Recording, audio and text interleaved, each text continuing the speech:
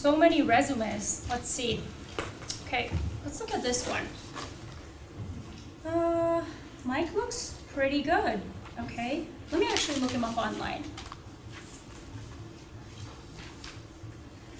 Oh, no.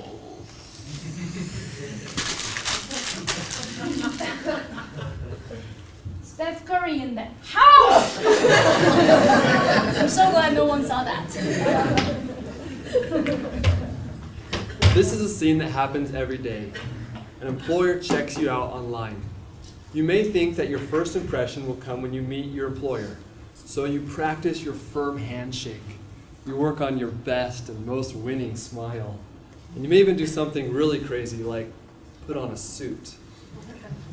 Now you see, half of all companies look at their prospective hires online before they meet them, before they let them enter the doors of their company. So that means that all of you were checked out online before you got that job you wanted. And in fact, here in Silicon Valley, it's probably more than just half. Now, a third of all companies said that last year they rejected a potential hire because of information they found online. I knew how risky it could be to have an online presence, so when I was finishing up my undergraduate degree and applying for jobs, I got off all social media. I went black because I was worried about what would happen if I was out there in the world and people could judge me before they met me. Now, I was so worried about the downsides of this online presence that I didn't realize that there could be great upside potential as well. Because a strong presence can not help you land that job, it can increase your reputation, and it can help recruiters reach out to you. So maybe you'll land that dream job without even having to do that much work. So we want to walk through a couple things we've found in our research that'll help you have a strong social media presence. The first one is to be personal. Show what's unique about you. Be attractive. We're not talking visually only, but I'm definitely not talking about your face. I'm talking about in your online presence, in your posts and everything you do. But help them see why you joining their company would be a benefit to them. And finally, be focused. Have a real message about you, what you want to do and what you want to accomplish. So be personal, be attractive, be focused. PAF. This will get you headed down the path to success. And that's what we want to share with you today.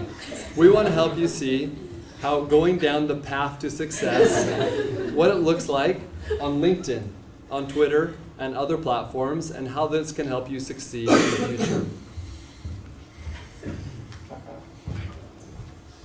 So now you guys know that the first step on the path to success is being personal.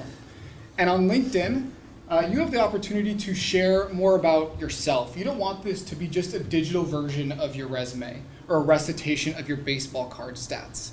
Instead, you want to use this opportunity to share your story and to control the narrative about who you are as an individual, both personally and professionally. So let's take a look here at my profile. I definitely have the attractive down, but you see I've left out the key summary section, which is a great opportunity to share a story about yourself. And so I wanted to look to my teammates here to see if they could provide us with some good examples. And you can see none of them have a summary section. So I instead went to one of my other classmates, a guy named Omid. You guys probably know him. He is a master of social media. And so here we can see his profile, and if you scroll down just below posts, you get to his summary. And the text is too small to read, but these are 5 paragraphs that give us really good insight into who Omid is. He talks about his background, who he is as a professional, and also his personal interests. He mentions that he's a photographer with over 25,000 followers on Instagram. And he also goes on to talk about his goals, both personally and professionally. So this is a great example of what to do. Now, the second step on the path to success is attractive.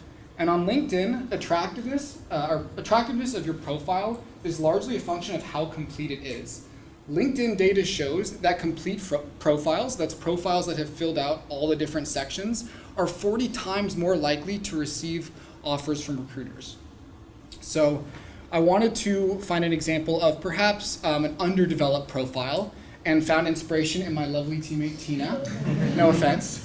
So here we can see her professional experience isn't really built out, sparse details, and education is similarly unclear, and Berkeley twice, Stanford 3 times, very impressive, but I have no idea what the hell is going on here. So now let's go back to our favorite guy, Omid. And so we can see after this summary section, he's filled out all of the different parts of his profile to an appropriate extent. There's not so much text as to be overwhelming, but it provides us with a really comprehensive view of Omid, and it gives his profile that attractiveness that we're looking for. Now, the last step on the path to success is focus. So in LinkedIn, focus is largely manifested through the use of keywords. These are words and phrases that you're going to pepper throughout your profile, and they're really important because it determines how your profile will be treated by the LinkedIn search algorithm. So this has a huge impact on how recruiters will be able to find you. Now you might be wondering, how can I figure out what keywords are going to be most important to put in my profile? Now I'm going to suggest one useful tool that I found in my research. So I say that you should go to a job description for a job that you really want, a dream job. Let's say it's a program manager at Google. So you can go to that website and copy down the description. Then you find a free word cloud tool online, which is, you can copy and paste the text into this, and it will generate this wonderful keyword map. And you can see what are the words that are most important for the jobs that you're looking for. And so you can see, using this tool, you can find, you can really optimize your strategy for keywords on LinkedIn. So another really useful tool is Twitter.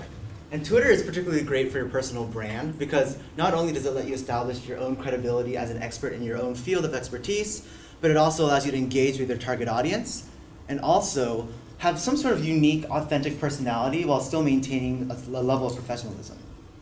So going back to path to success, the first part is P, which is personal. And in the case of Twitter, this means you want to come across as a genuine person, a real person. And Aaron Levy, CEO of Box, does this really well. He says that he's the lead magician at Box, which conveys his humor, he's a fun person, and also talks about he's a huge ABBA fan, which again talks about how he's a humorous personality and whatnot. Another person, which is a good example, is Mary Barra, who will be on campus in a few weeks for commencement. Now, she's an expert, head of GM, talks a lot about automobiles and whatnot, but she also talks about STEM education and her passion for that, and that's unique to her.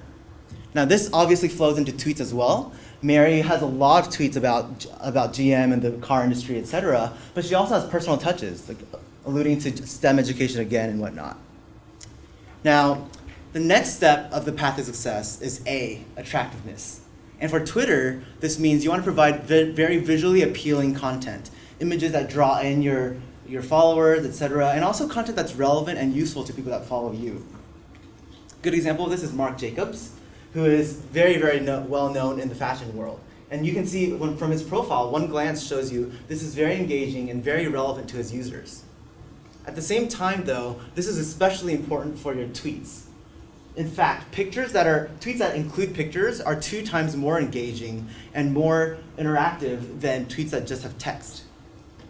On the same note though, you want to be active on Twitter. Being active helps you be found and be followed. And this might seem a little bit complicated, a lot of work and whatnot, but retweeting is actually an easy cheat. Just find influencers that are very relevant to your industry and use these as a way to really easily make content. Now, the last part of the path to success is F, which is focus. And for Twitter, this is very simple. Just keep it short and sweet. Now, tweets are already very, very short, but it's been shown that tweets that are actually even shorter are actually more effective and more engaging than longer. So another part of focus though is not only short and sweet, but also focus on your field of expertise. What do you want to be known for? Is there a certain industry you want to be known for? And if that's the case, like Aaron Levy, if you want to be an expert in tech, convey that through your focus. Put most of your content relevant to whatever you want to be known for. And through these steps, now you should know the path to success very well. This is a great way to craft your Twitter strategy and showcase your personal brand. So now you guys have seen what the path of success looks like in the professional context, but actually goes beyond that into the personal context. As the only single person on Team 3, my team gave me some indirect advice and said, Rajan, why don't you research more what the path to success looks like in the online dating world? So, I did my research, looked up a lot, and learned a whole lot. Things like, if you put surfing as a hobby, you're actually more likely to get engagement. However, as I thought about this more and reflected on the most important part of the PATH model, P, being personal, especially in this context, I realized what's most important is actually being genuine. It's just like dating in real life. What's most important is that you are yourself and not necessarily trying to maximize the number of connections you get, but rather getting the right quality of connection. So the advice we have for you is, sure, there are tips you could do to actually get more swipe rights, but rather it's about getting the right ones. So if you're not funny, don't try and be funny and make jokes. If you are, let that come through in your profile. But this all comes through more than just the words, even the pictures. One thing you can do is illustrate who you are by having pictures that show your hobbies. Sure, you probably have this great picture of you from a wedding that's framed really well and you look great, but take something more natural, something that shows who you are. We're all full, well-rounded people, and while we may be defined by a profession, there are hobbies that we have that define us as well. So show that through your profile pictures. Now, speaking of pictures, A, attractive. There are a few things you can do and a few things you should avoid. One thing to avoid is what we call the Where's Waldo picture. We know you have a lot of friends and you're popular and your friends are good looking too, but who are you and what am I looking for here? The other thing you can do is make sure you smile. Make sure you have a high resolution picture, something clear that you can see, especially for your default picture. And again, be genuine, be yourself. Let your personality show. Something that's very unattractive is negativity.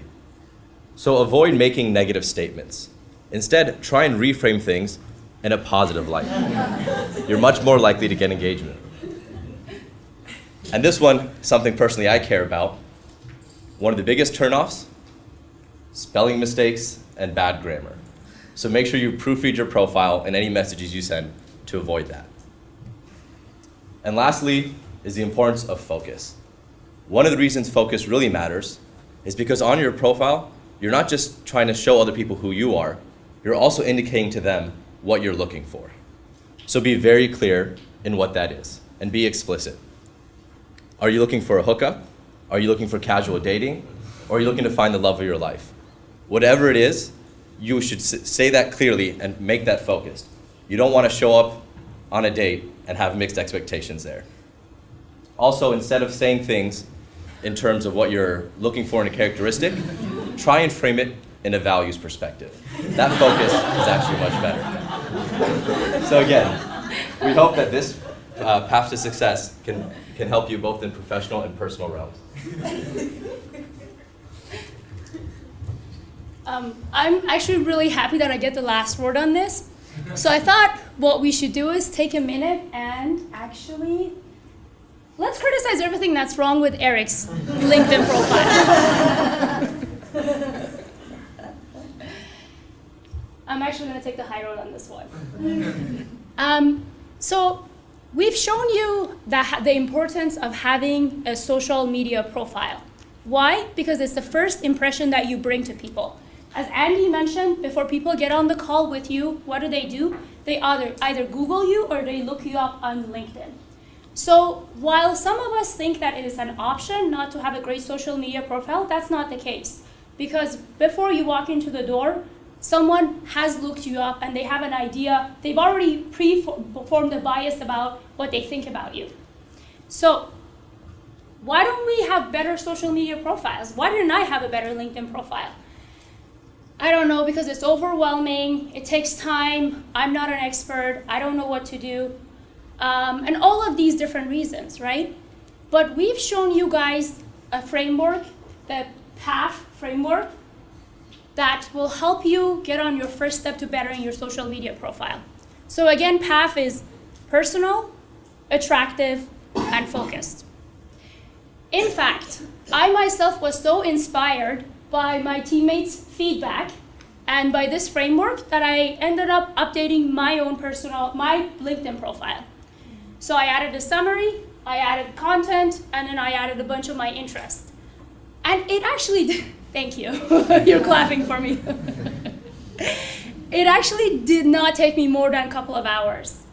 And what was really surprising to me was that I actually, within an hour, I got a notice from LinkedIn saying that my profile ranking has increased by 3%. And I felt so much more comfortable adding people on LinkedIn. So I think some of you received, probably in the last couple of days, you received a lot of LinkedIn invitations from me because I'm just so much more confident in my profile. And I didn't go to Stanford 3 times, so I removed that as well.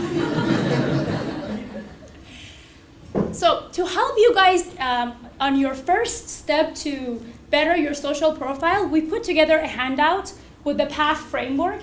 And you can guys, I think we have it at the end of each row, so if you don't mind passing it down. So after this presentation, take a look and make a commitment like I did to improve at least one area of one of your social media platforms, and then you'll see the benefits.